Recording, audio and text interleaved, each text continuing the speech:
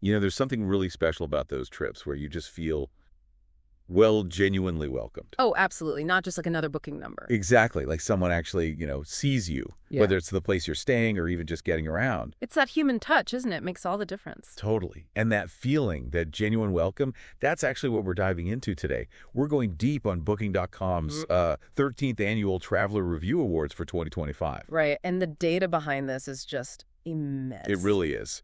Our deep dive today, it's based on their official announcement and an article talking about it.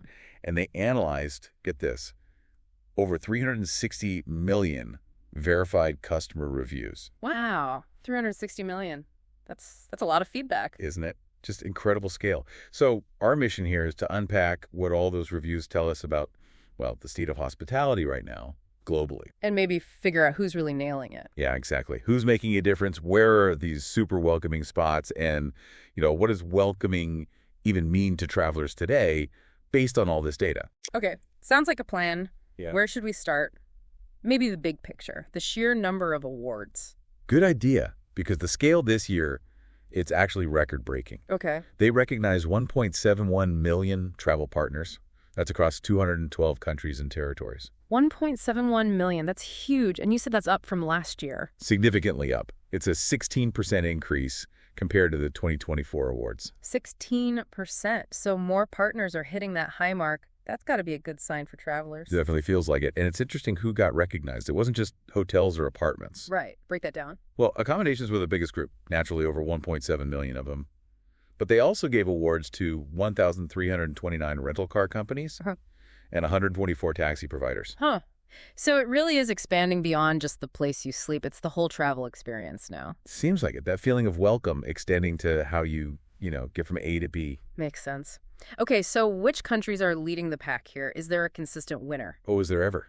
For the 8th year running, Italy. 8th year. Wow. How many awards did they get? Italy pulled in 207,730 awards. Just massive. That is remarkable consistency. What do you think that says about, Italian hospitality? Is it just ingrained? It really suggests something deep, doesn't it? Yeah. Like maybe a strong cultural focus on hosting. Yeah, perhaps. But it's probably also about infrastructure, right? A really mature, high-quality tourism setup across the board. That makes sense. It's not just like one fancy hotel region. It's widespread. Exactly. It feels like there's this common understanding of what travelers value. The basics like cleanliness, good service, but also that genuine interaction. It seems baked in. Baked in. I like that. Yeah. So after Italy, who else is in the top tier? Well, rounding out the top 5, you've got France with around 155,000. Okay. Spain close behind with about 147,000, then Germany and the UK. So a strong European showing at the very top. Definitely. Though the rest of the top 10 brings in more global players. You've got the US, Poland, Brazil, Greece, and Croatia in there too. Interesting mix. Now, moving from countries to like the types of places people are staying, the data shows some really persistent trends. Yeah, apartments are just dominant still. 8th year for them too as the most awarded type.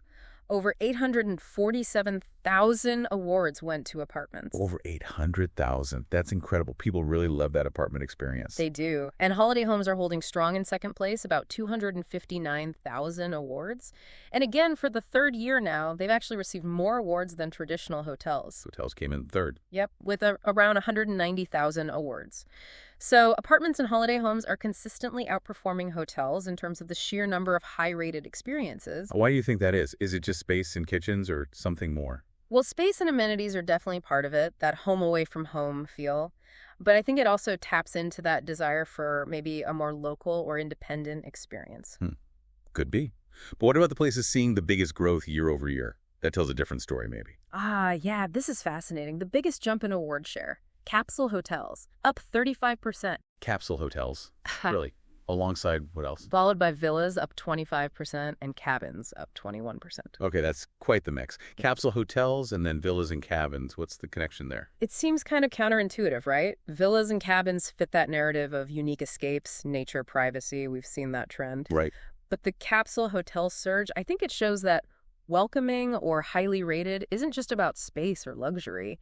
It can also be about nailing efficiency, absolute cleanliness, maybe cool design, Huh. and providing a really good, focused experience for a specific need, like solo travel or budget stays in expensive cities. So it's about exceeding expectations for that specific type of stay. Exactly. Travelers are rewarding providers who really excel within their niche, whatever that niche is. And people are clearly exploring all sorts of niches. You mentioned Booking.com has loads of types. Oh, yeah, over 30. B&Bs, farm stays, but also boats, igloos, tree houses, you name it. Huh. Igloos. Okay. And the awards reflect this exploration. Awards for vacation rentals and these sort of unique properties collectively rose by 17%. It's definitely not a fringe thing anymore. So people want unique, and they want places that deliver on that promise. Precisely. Okay, let's switch gears a bit to getting around. You mentioned car rentals and taxis getting awards too. That feels like a newer focus. It is, relatively speaking, and it's a really important evolution, I think. It just acknowledges that your rental car experience or your taxi ride is a key part of the trip. It can make or break things sometimes. Totally. I've had those stressful rental counter experiences. We all have. But look at the numbers here. 1,329 car rental partners recognized in 100 countries. Okay. And get this, that's a 196% increase in awarded partners compared to the 2024 awards. Whoa. Nearly 200% increase. That's Yeah. massive. What's driving that? It signals a real push in that sector, I think, to improve the customer experience, maybe responding to feedback, streamlining things. The U.S. actually got the most car rental awards, followed by Spain, the U.K., Germany, and France. Interesting. And taxis. 124 taxi suppliers globally were recognized, too, for seamless, highly rated service. How does recognizing transport really fit into this whole welcoming idea? Well, think about it. Your first impression of a place might literally be the taxi driver who picks you up from the airport. Or how easy it is to explore a region might depend entirely on that rental car. Right. A friendly driver giving tips or a smooth car pickup. Exactly. It sets the tone. A good transport experience makes everything feel easier, more pleasant. A bad one. Well, it can really sour things quickly. It's all part of the hospitality ecosystem now. Yeah, that makes total sense. It ties into that quote from James Waters at Booking.com, their chief business officer. He talked about partners going above and beyond. Ah, yes. What were his examples? Things like, a taxi driver sharing local insights, or an apartment owner leaving champagne for a couple celebrating an anniversary. Those little extras. Yes. The personal touches. That's what people remember and rave about in reviews, isn't it? Absolutely. And he framed these awards as a way to, shine a spotlight on these hospitality heroes. A thank you on behalf of travelers. It's a nice way to put it. Which leads us nicely to maybe the most intriguing part of this data. The actual places identified as the most welcoming on Earth. Yes.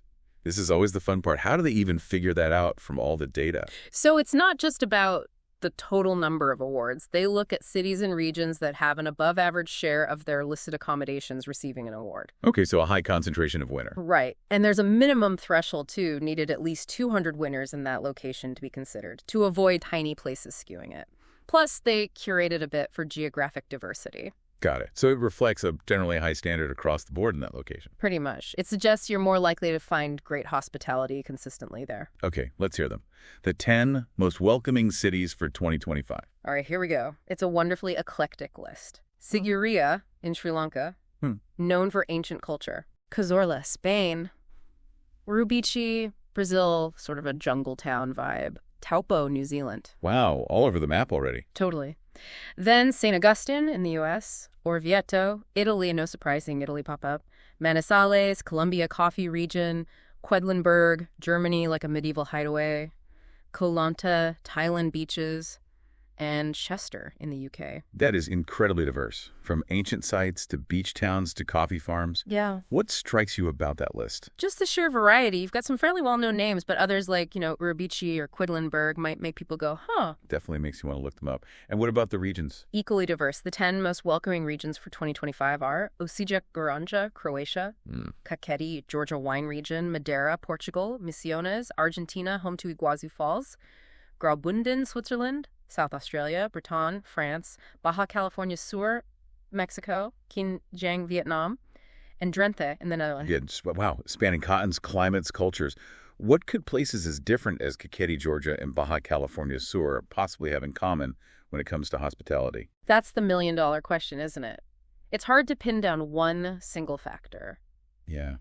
But maybe it goes back to what you said earlier about feeling seen.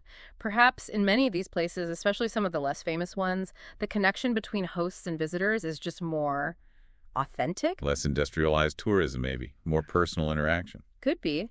Or maybe a really strong local pride in welcoming people. It feels like it might be less about just ticking service boxes and more about genuine human warmth and helpfulness shining through. Like feeling like a guest, not just a transaction. Exactly. That feeling seems to be what consistently earns top marks, regardless of whether it's a 5-star resort or a simple B&B. Okay, so before we move on, just quickly, what did partners actually have to do to get one of these awards? What were the criteria? Right, the nuts and bolts. First off, the reviews themselves have to be trustworthy. Only people who actually booked and stayed or used the service via booking.com can leave one. And they're verified, right? Not edited. Correct. Verified and unedited, so it's direct feedback. Then, for the thresholds in the 2025 awards, accommodations needed an average score of 8.0 or higher out of 10. Okay, pretty high bar. Yeah.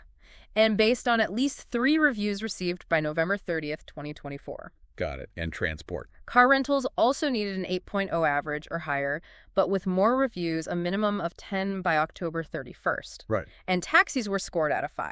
They needed an average of 4.6 or higher, and they needed to have completed at least 2,000 rides by November 30th. So across the board, it's about consistently high performance based on a decent volume of real traveler experiences. Absolutely. It's not just one lucky good review. Okay, so we've covered the scale, the trends, the top spots. Let's bring it back to the listener. Why does knowing all this stuff actually matter when you're, dreaming about or planning your next trip? Well, think of it as a giant crowdsourced recommendation engine. These awards basically highlight places and providers that consistently make travelers happy. Right. It cuts through the noise a bit. Exactly. Knowing that, say, apartments consistently get great reviews, or that a specific region has tons of award winners, it gives you a starting point. It's data-backed evidence of quality and welcome. So you could actually use this when you're searching, like look for that award logo. Definitely. Look for properties or providers showing the Traveler Review Award. Or maybe it encourages you to try a different type of stay, like a holiday home, or even a highly rated guest house instead of just defaulting to a hotel. Or maybe even let those most welcoming places, lists, spark an idea for a destination you hadn't considered. For sure. It's about using the collective wisdom of millions of travelers to hopefully find those places where you'll have that genuinely special, welcoming experience yourself. Taking some of the guesswork out of finding that connection. Is that the idea? All right, so that wraps up our deep dive into Booking.com's 2025 Traveler Review Awards. Quite a journey through the data. It really was. Record award numbers, Italy still on top, the continued rise of apartments and unique stays. The growing focus on transport, making the whole trip smoother. And those fascinating lists of the most welcoming cities and regions globally. All distilled from hundreds of millions of reviews. It paints a really interesting picture of what travelers value right now. Consistency, yes, but also uniqueness and that feeling of connection throughout the entire journey. So here's something to maybe think about. Considering everything we've discussed, from luxury villas getting awards to efficient capsule hotels, from friendly taxi drivers to hosts leaving welcome gifts, what does outstanding hospitality really look and feel like to you as a traveler today? And how might this picture, which seems to be constantly evolving, shape your own expectations or choices next time you head out to experience the world?